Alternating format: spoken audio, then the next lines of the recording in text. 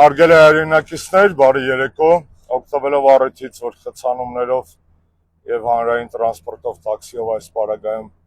վերադառնում եմ տուն, ասացի մի քանի բան ձեզ հետ կիսվեմ, ժամանակ չկորցնենք։ Եվ այսպես Նիկոլ Փաշինյանը այսօր ևս ազգային ժողովում ճամարտակում էր այն մասին, որ աչքին ամենտեղ երևում են հանրապետականները, քաղաքական օրակարգ էր փորձում ձևավորել, այնինչ քննարկման թեման իրականում հիշեցնեմ կառավարության գործունեության հաշվետվություններ։ Եվ ինչպես երեկ ասացի, այնպես էլ այսօր Նիկոլ Փաշինյանը, քանի որ ձախողված է իր կառավարության գործունեությունը նաև սոցիալ-տնտեսական ոլորտում, փորձում էր շահարկումներով, թեման շեղելով, կապիկություններով, իր ձիշովի կայֆավատներով փոխել թեման։ Աչքին ամենտեղ հանրապետականներ են երևում։ Այսօր ևս խոսելով ուժեղ Հայաստանի հերթական հանրահավաքի մասին, նա հանրապետական էր տեսնում, շաբաթներ առաջ, երբ որ 18-ամյա աշակերտի Դավիթ Մինասյանի հետ կապված խայտառակ միջադեպը արձանագրվեց իր լկտի պահվածքի հետևանքով, Նիկոլ Փաշինյանի լկտի պահվածքի հետևանքով, նրա աչքին հանրապետականներ են երևում, նորմալ է, որ իր աչքին միշտ երևում են հանրապետականներ, բայց ասեմ, որ դա ճշմարտության կեսն է, իրականում Նիկոլ Փաշինյանին հետապնդում են, հետապնդելու են նաև, եթե չասեմ նախ եւ առաջ, 5000 անմեղ զոհված, իր պատճառով զոհված, նահատակված երեխաների հոգիները, մեր երիտասարդների հոգիները, որոնք նահատակվեցին Նիկոլ Փաշինյանի կողմից բերված, սարքված պատերազմի արդյունքում եւ որոնց արյունը նա շարունակաբար ջուր է դարձնում այս վերջին 5.5 տարիների ընթացքում։ Նիկոլ, քեզ հետապնդում են ոչ թե հանրապետականները, այլ իրականում քո պատճառով մեր նահատակված զինվորականների, մեր հայրենակիցների հոգիները։ Ինչ վերաբերում է կառավարության գործունեության ծրագրի հաշվետվությանը, ապա հիշեցնեմ նաև, որ կառավարությունը ձախողել է ոչ միայն արդյունաբերության, գյուղատնտեսության, ինչպես երեք նաև խոսեցինք, սոցիալական ոլորտներում, այլ նաև արտաքին պարտքի, ուղղակի ներդրումների եւ բազմաթիվ այլ ոլորտներով։ Նիկոլ Փաշինյանը փորձում է օրինակ իր կառավարության ծրագրի թղթային տարբերակի մեջ սղացնել այն փաստը, որ Հայաստանում չկան, գրեթե չկան ուղղակի արտաքին ներդրումներ։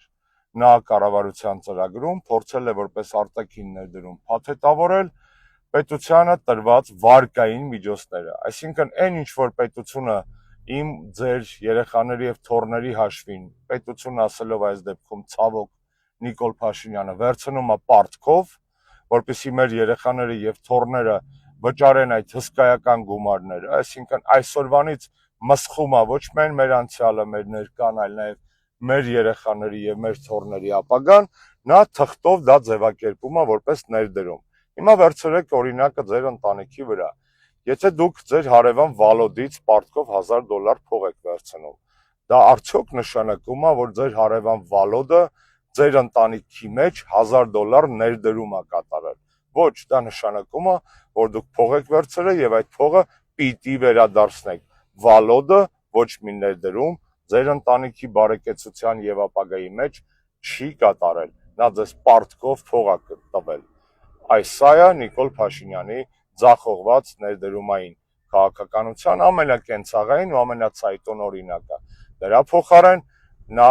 տարաբնույթ վալոդներից վերցնելով այդ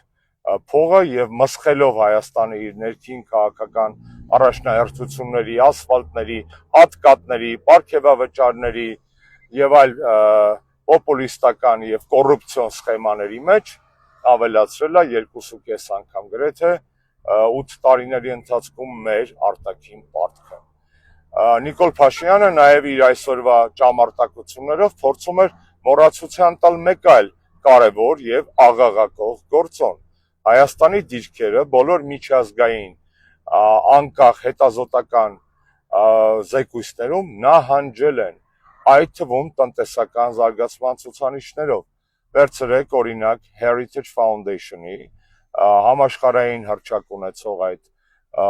ուղեղային կենտրոնի վերջին զեկույցը, որտեղ Հայաստանի ամենաթույլ, նախ Հայաստանը դասվում է մասնակի ազատ տնտեսությունների շարքին, ինչը ինքնին արդեն վատ է, որովհետև անգամ Սերժի ժամանակ Հայաստանը մի քանի տարի եղել է ազատ տնտեսությամբ երկիր ըստ միջազգային վարկանիշների, բացի դրանից միջազգային փորձագետները արձանագրել են, որ Հայաստանում ամենաթույլ կետը, որը խանգարում է ներդրումների եւ տնտեսական զարգացմանը, դա սեփականության իրավունքի ոտնահարումն է, չպաշտպանվածություն, այսինքն դա օրենքի գերակայության բացակայությունն է, դա կառավարության գործունեության ցածր էֆեկտիվությունն է եւ բազմաթիվ նմանատիպ ցուցանիշներ եւ բնութագրիչներ, որոնք բխում են Նիկոլ Փաշինյանի ապիկար, խայտառակ, ձախողված քաղաքականությունից։ Հերթական անգամ փաստենք, որ Նիկոլ Փաշինյանի աչքին այո, պետք է ամենտեղ Երևան հանրապետականներ, բայց իր խղճին են ոչ թե հանրապետականները կան եւ շարունակելու են աջակցել բոլոր ազգային ուժերին, մեր հայրենակիցներին, քաղաքական միավորումներին, որոնց հետ ունեն ազգային միասնական օրակարգ, նախ եւ առաջ Նիկոլ Փաշինյանի իշխանազրկման օրակարգը։ Եվ այս կամ այն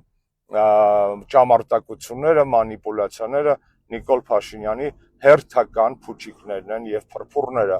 որոնցով նա փորձում է քողարկել իր ձախողված նաեւ տնտեսական, նաեւ սոցիալական քաղաքականությունները։ Նիկոլը ձախողել է ոչ միայն մեր արտաքին քաղաքականությունը, ոչ միայն մեր անվտանգային քաղաքականությունը, այլ նաեւ երկրի սոցիալ-տնտեսական զարգացումը։ Հիշում եք 18 թվականին ասում էր կախարդական փայտիկ ունեմ եւ տնտեսական հեղափոխություն եմ անելու։ Ոնց որ թե Նիկոլը հերթական անգամ կներեք բառիս համար օգտագործելով իր իսկ բառապաշարը թքել է այդ իսկ փայտիկի վրա։ Ցավոք այդ թքոցու հետևանքները մինչ այսօր կիսում են եւ կրում են Հայաստանի Հանրապետության բոլոր քաղաքացիները։ Իսկ Նիկոլ, քեզ